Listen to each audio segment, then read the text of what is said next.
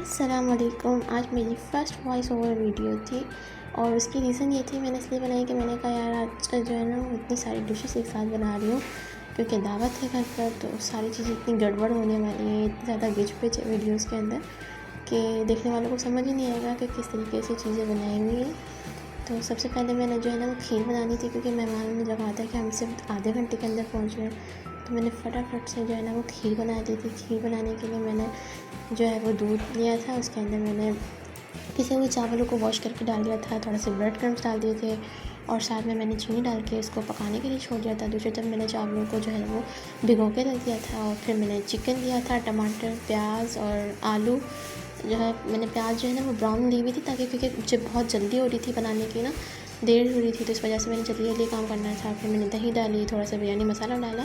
इस तरीके से बिरयानी जो है ना वो बहुत मज़े की बनती है और क्विक बन जाती है, उसमें आपको टेंशन नहीं होती।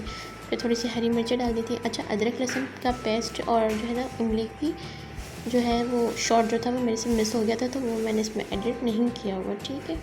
फिर जल्दी जल्दी से मैंने सबको मसाला मिक्स करके और उसको जो है वो तेल में डाल के उसको भूनने के लिए रख दिया था। दूसरी तरफ मेरी खीर भी रेडी हो रही थी। अच्छा, अब मैं सोच रही थी कि जल्दी जल्दी से ऐसा क्या बनाया जाए जो क्विकली बन जाए। लेकिन जो है हमारे दादा जान भी आ रहे थे, उन्होंने मुझे ख़ास तौर पे कहा कि तुम जल्दी जल्दी से मेरे लिए ना कीमे आलू का सालन बना देना, क्योंकि उनको कीमे आलू का सालन बहुत ज़्यादा पसंद है। तो फिर मैंने कहा ठीक है। एक तरफ फिर मैंने यहाँ पर जो मम्मा को है वो बादाम पिस्ते दे दी थी कि आप काट दें, और बादाम और काजू मम्मा कट कर रही थी ताकि जो है वो खीर गार्निश हो सके। और दूसरी तरफ जो है वो मेरा बिरयानी का जो मसाला था वो बहुत ही अच्छा भुन के रेडी हो गया था। और यहाँ पर मैंने खीर को जो है ना वो दूसरे सर्विंग बाउल में डाल के ठंडा होने के लिए रखना था। तो फिर इसके बाद मैंने जो है वो दूसरी तरफ मैंने कीमा बना के और उसको पकाने के लिए रखना था, तो उसकी मैंने तैयारी शुरू कर दी थी। और ये सारा काम मैंने सिर्फ थोड़ी सी देर में करना था क्योंकि मेहमान जो थे वो हमारे घर पहुंच चुके थे और मैं सब कुछ बहुत ज़्यादा जल्दी जल्दी में कर रही थी, इसलिए मेरी सारी वीडियोस जो थी ना मिक्सअप हुई हुई थी। और यहाँ पर खीर इतनी मज़े की बनी थी कि जिसने भी खाई ना सब ने कहा कि वाकई खीर बहुत ज़्यादा मज़े की है। हाँ, बस चीनी में थोड़ा सा मसला था क्योंकि चीनी तो थोड़ी सी कम हो गई थी, लेकिन इतनी कम नहीं थी, बस माफिक थी। तो खीर का टेस्ट बहुत ज़्यादा मज़े का था और बहुत क्विक बनती है। जब भी आप खीर के अंदर ना ब्रेड क्रम्स डालेंगे तो खीर का टेस्ट देखने वाला होता है, इतना मज़े का बनता है, इतनी गाढ़ी खीर बनती है कि बस।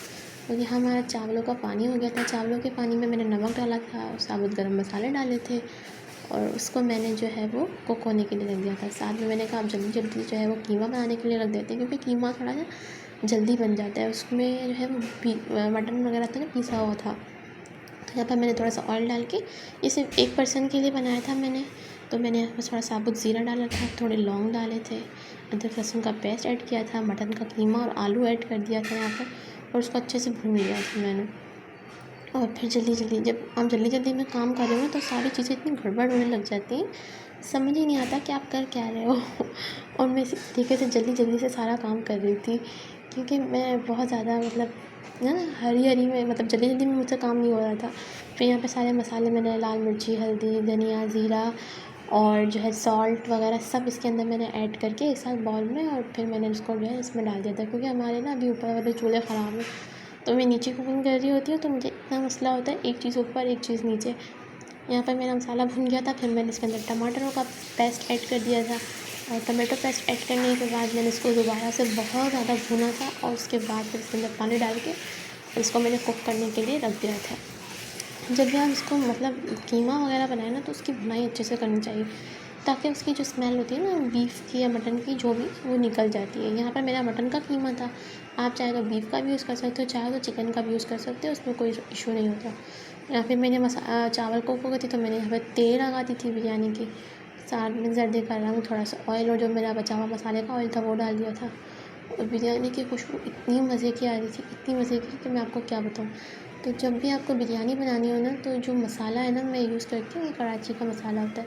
अगर आपको ये भी बाय करना हो तो आप लोग जो है वो मुझे यहाँ पर नीचे कमेंट्स में भी उसके सेक्शन में बता सकते हो। और यहाँ पर मेरी बिरयानी का जो फाइनल लुक है, उफ़, सबको इतनी अच्छी लगी, इतनी मज़े की बिरयानी बनी हुई थी और बिल्कुल जूसी थी, बिल्कुल भी ड्राई नहीं थी। और मैंने चावल जो थे ना वो बिल्कुल जो है सेला चावल लिए हुए थे तो चावलों का टेस्ट बहुत मज़े का था। और एंड पे जब मेहमान हमारे चले गए थे तो फिर आसमानों पे जो है वो बादल के काले ढेरे आए हुए थे और बहुत ज़ोर की बारिश